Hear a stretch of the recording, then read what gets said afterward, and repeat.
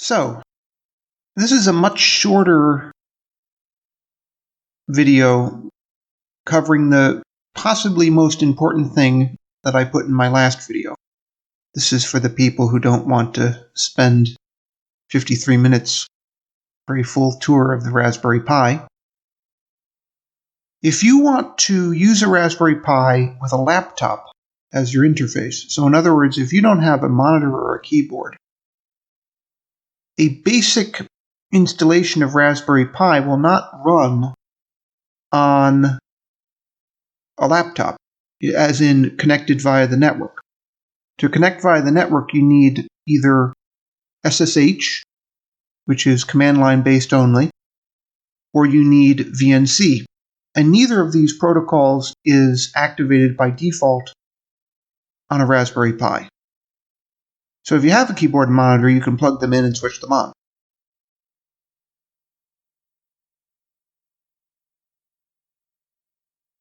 I'm going to show you that in a video that I'm going to do on network attached storage, but it's basically just a preference that you have to check, a couple of check boxes.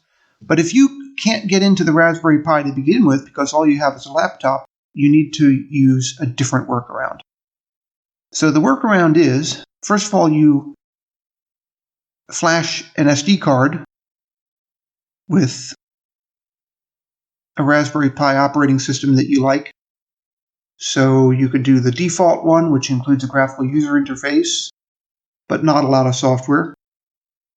You can go for a command line only interface, Raspberry Pi OS Lite, or you can go for Raspberry Pi OS Full, which comes with the desktop or graphical user interface and recommended application.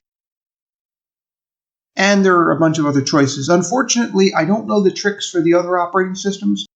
I do know what to do with Raspberry Pi OS, so I'm going to show you that now. So you, in any case, choose your operating system and then you flash. So if I go to like the full version with all the apps,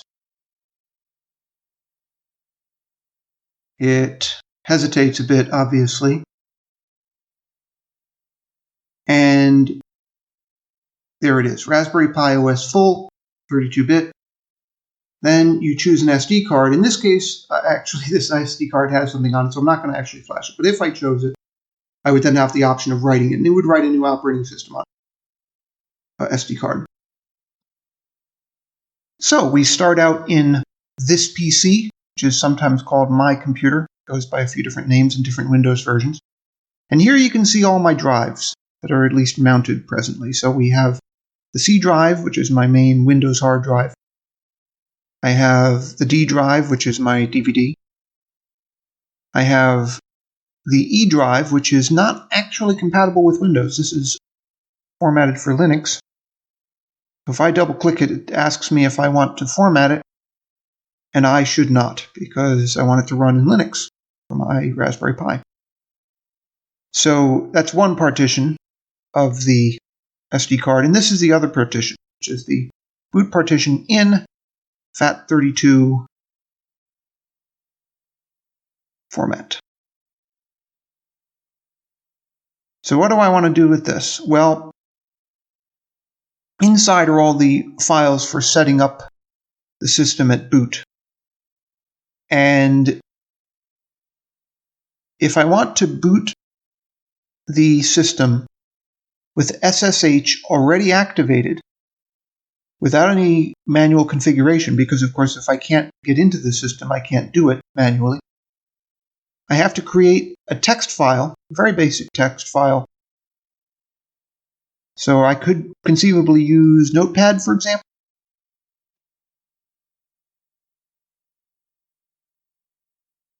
Here I should add the disclaimer that you can really use any text editor that will give you basic text files and not word processor files. So even Microsoft Word, if you can save to a .txt file, for example, then it's suitable. So in the Notepad file or the text editor, all you have to type is echo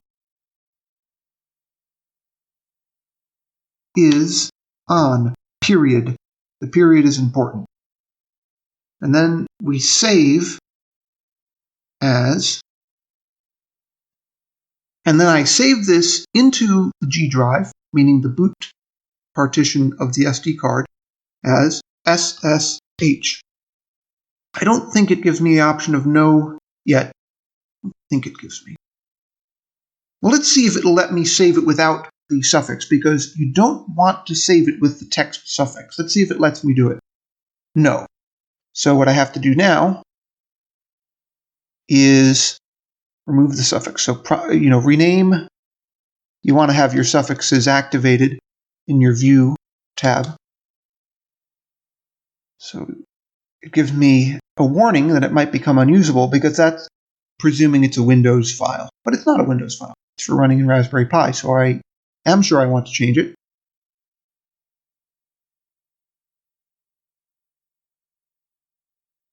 And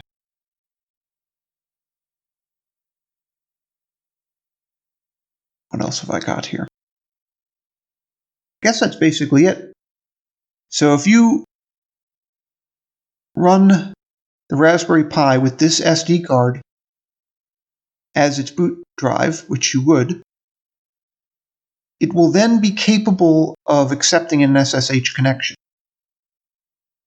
Now there is one other way of creating that little file there, the hacker sort of way of doing it. If you want to pretend you're some kind of special hacker, you can do it the way I did it in my previous video. You go to the command line, or the command prompt as it's called, usually in Windows. You can switch to the G drive, like in DOS. G:, puts you in the G drive. And you can type echo, just like in PHP actually. Arrow to the right, which is of course the greater than, less than, as if it's an arrow pointed to the right. Backward slash, not forward slash. This is Windows, not Linux. SSH. Now this doesn't look like it would do much of anything. This, seems like it would be totally useless for doing much of anything, especially given the contents of that file. But if you watch this, hit return, still looks like it didn't do anything. But if we get out of the command prompt and go back to the G drive, there it is again. And of course, that's not a surprise. But what is interesting is you open it,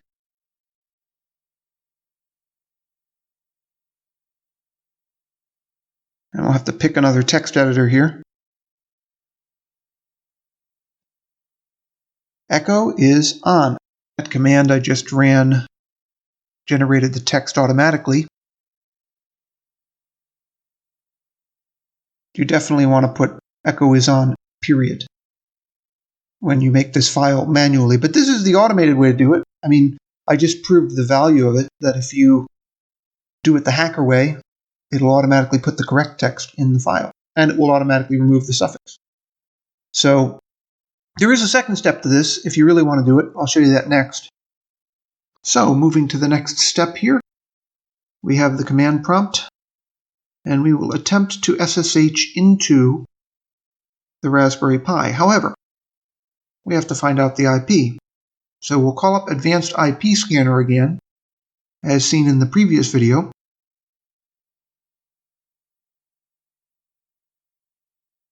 So if I click the scan button, this will be slow, but it hopefully will give us that IP. And once we have that IP, we can attempt our SSH connection. So there's our Raspberry Pi. The IP is 192.168.0.103. So we will SSH into, if you're doing these experiments. So SSH-L Pi 192.168.0.103. Try it again. Now we add it to the known hosts with a completely new fingerprint. We'll put in our password. And now we're in the Raspberry Pi. So if we look at the root directory, really that's the home directory, correction. Specifically for the user Pi, we change directory down the tree to the root. There's the root. So let's get ourselves back to home.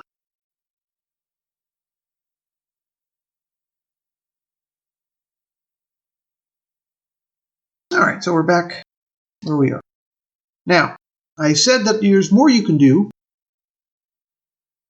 beyond SSH without a keyboard and monitor, because once you have SSH access, you can also activate VNC.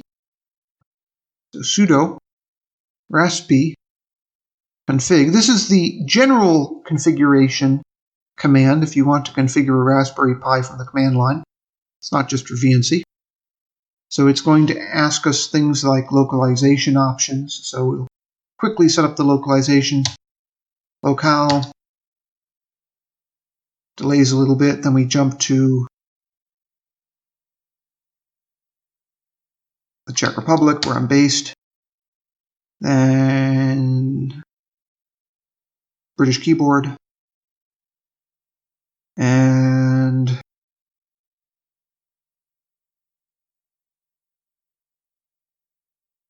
this might take a while. So this is going to get clipped.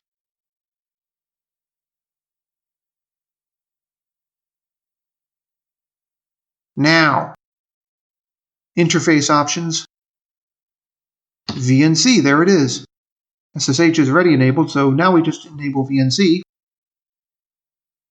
Would you like the VNC server to be enabled? Yes. Use the arrow keys to navigate this, incidentally, because this won't work with the mouse. And VNC server is enabled. Now, as a final demonstration, first we'll get out of this.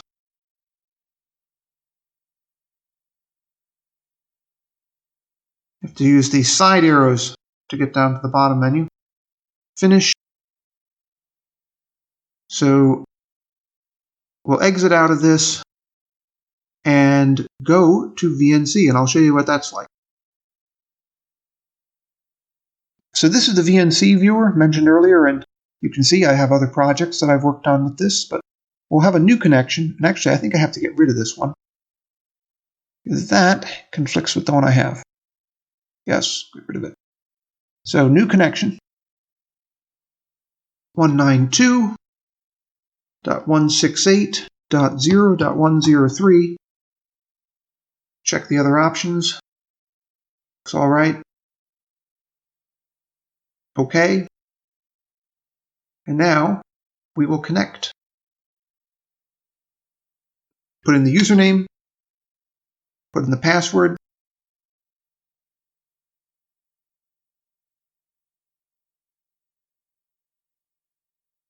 And here we are. And there's the Raspberry Pi desktop. I'm going to resize this, warning us that we still have the default password. Okay, so this is the setup, basically the setup wizard. Wants us to select locale again. So I guess we will select locale again.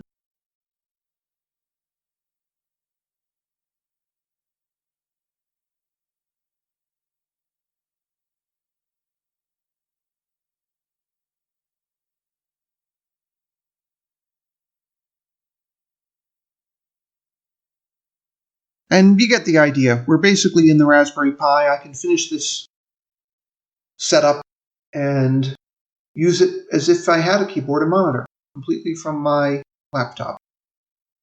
So I've already done this in the previous video. There's no need to continue. But you get the idea. You can use a Raspberry Pi with a laptop over the network, even if you don't have a keyboard and monitor to set it up. You just have to know the workarounds. So thanks for watching.